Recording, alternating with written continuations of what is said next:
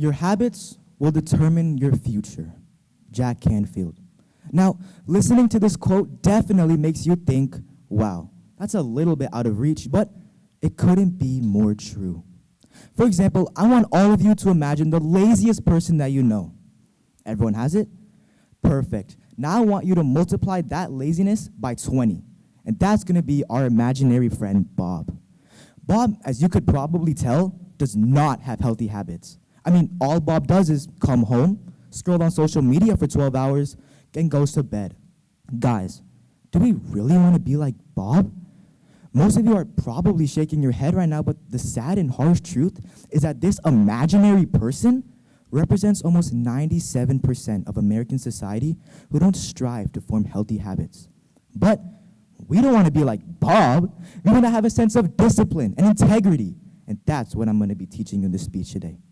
Hello, my name is Sohum Mishra, and this is Routine Revolution, how you can form and maintain positive habits for a healthy future. Now, to truly understand the topic, you must dive deep into its hidden roots. According to Psychology Today, the process of habit formation can be best defined as a behavior being repeated enough times to become automatic. Your brain constantly undergoes trial and error, looking for the best solution to any given scenario. Once it finds the solution, it latches onto it and reuses it time and time again whenever you come face to face with the same sequence of events. You're exhausted from work or school, you start to play video games to chill out. You have a big test coming up, you start to study. You see the pattern here? Your brain constantly searches and searches and searches and searches until, bam, a reward. Your brain then stores this reward and reuses it time and time again. The structure of a habit can be best defined through 4 key parts: the cues, the cravings, the responses, and the rewards. Let's start off with the cues first. The cues can be best described as the trigger. It sparks your brain in order to start a reaction. Because your brain is constantly analyzing your surroundings, this naturally leads to the craving. The craving is the second step, and it's the motivation behind the action. Without the craving, we have no reason to act. Now, a key fact about the craving is that the craving isn't the actual habit itself. Rather, it's the change of state it delivers. You don't crave to watch television, you crave to feel entertained. You don't crave to smoke, you crave to feel relieved of your stress and anxiety. The third part is the response, and your response solely depends on your capability to act on a certain matter. We'll touch on this more in a later part of the speech. Finally, the response delivers a reward, which is the end goal of the habit. Using these 4 key parts, researchers have developed the 4 laws of behavior change. It may not even sound like much, but this framework is the key in building strong and healthy habits. Let's address these laws and how you can alter them to your specifications to build life-lasting behaviors. In 2001, researchers in Great Britain began working with 248 people to try and build better exercise habits. They split the people into 3 groups: the control group, the motivation group, and the plan group. At the end of the test, the plan group absolutely destroyed the other groups in exercise commitment levels by a whopping 53%. This is because the plan group was utilizing implementation intention, and it's the key behind the first law to making it obvious. Now, implementation intention, despite its really long name, is actually quite simple. It's just a plan that you make beforehand on when and where to act. Most people think that the reason they can't fulfill their desired goals is because they lack a sense of motivation to do so. This is obviously wrong. I mean, everyone feels motivated to change in a positive way, right? Rather, it's because your brain doesn't have a clear indication of when and where to start your new behavior. However, with implementation intention, this is overridden. For example, let's just say that you wanted to start building better exercise habits, like the people in the research project wanted to. What you could do is set up a specific time and place, let's say the gym at 5 p.m. Every single day, you would go to the gym at 5 p.m. It sounds super simple and easy to do, and you're probably thinking that there's no way this could work, but it actually does. This is because your brain associates that time and place with that specific behavior. So, whenever that time starts to approach, your brain switches gears, and it starts to do the thing that you actually want it to do. This perfectly links up with our second law, making it attractive. Making something attractive doesn't mean to spend $1,000 on Gucci and Versace or put 500 pounds of makeup on it. Rather, to make something more attractive, you must make it more appealing. This is easily done through temptation bundling. Temptation bundling works by bundling up and linking an action that you need to do with something that you want to do. This works with implementation intention, especially as you can just intertwine both of the actions together. For example, let's just say that you wanted to start building better writing habits. What you could do is set up a specific time and place, let's say the coffee shop at 2 p.m. Every single day, you would go to the coffee shop at 2 p.m. After you finish your designated writing time, you could earn something that you've been craving ever since the morning, let's say a cup of coffee. The next law that we're going to tackle is... Okay, before I continue my speech, I have something that I need to get off my chest. It's going to shock a lot of you, but I just can't hold it in anymore. Guys, I used to be a Bob. I know, the information is absolutely crazy, but let me explain first. It was 3 years ago during COVID time, and let's be real, nobody did anything during COVID time. I mean, we were literally stuck to our own home. I started to develop really bad habits where I would wake up at 11 a.m., play Fortnite for 10 hours a day, completely avoiding any schoolwork I had designated, and I would go to bed at 2 a.m. This was not healthy, but I couldn't do anything about it. I was literally trapped in my own behaviors. But that's when I found out the power of habit formation. I quickly turned my life around, and I developed super strong habits that I still stick to this current day. And hey, I turned out better than I could have ever imagined 3 years ago. I found it really simple and easy to do, which perfectly segues us to our next law, making it easy. Making it easy aligns with the responses part in the structure of a habit.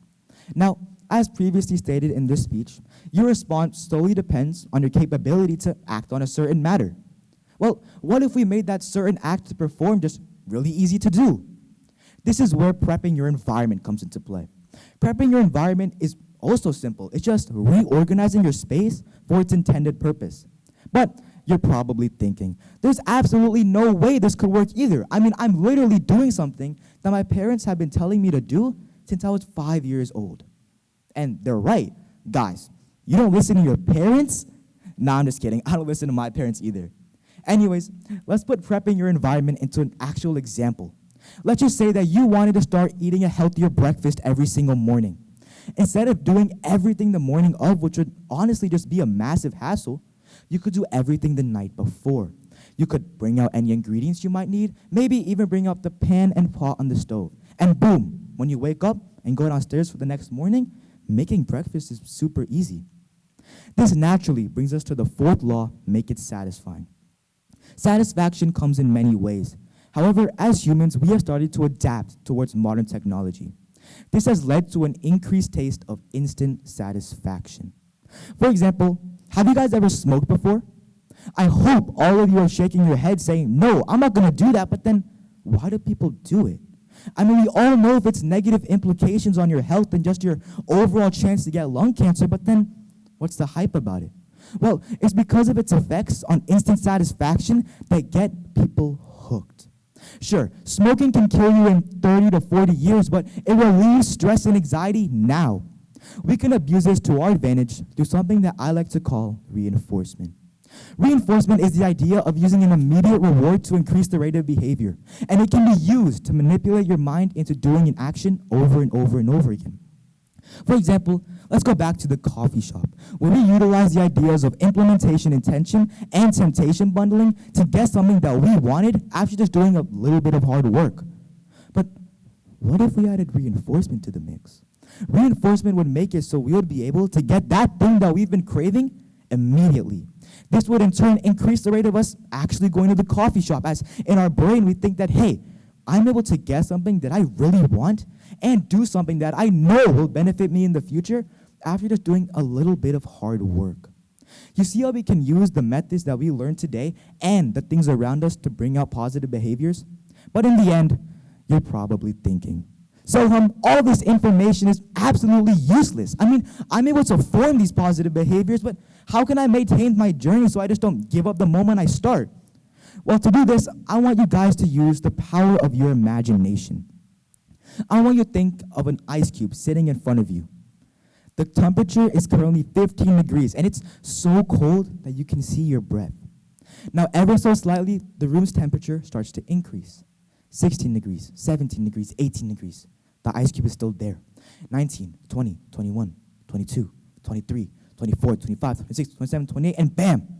The room's temperature starts to go to 32 degrees. And the ice cube, it started to melt. Now, that 1 degree difference didn't seem like much, but it unlocked a huge change. Now let's compare this to our habits through the use of the plateau of latent potential. The plateau of latent potential was a graph designed by researchers to compare the actuality of habit formation in contrast to your beliefs. Now, to envision this once more, I want you guys to use the power of your imagination. Think of a table, the x-axis being time and the y-axis being progress.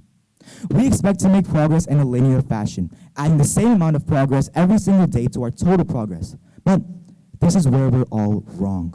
The process of habit formation is actually exponential change. And if you don't know what an exponential graph is, I heard that the monastery nearby was taking applications.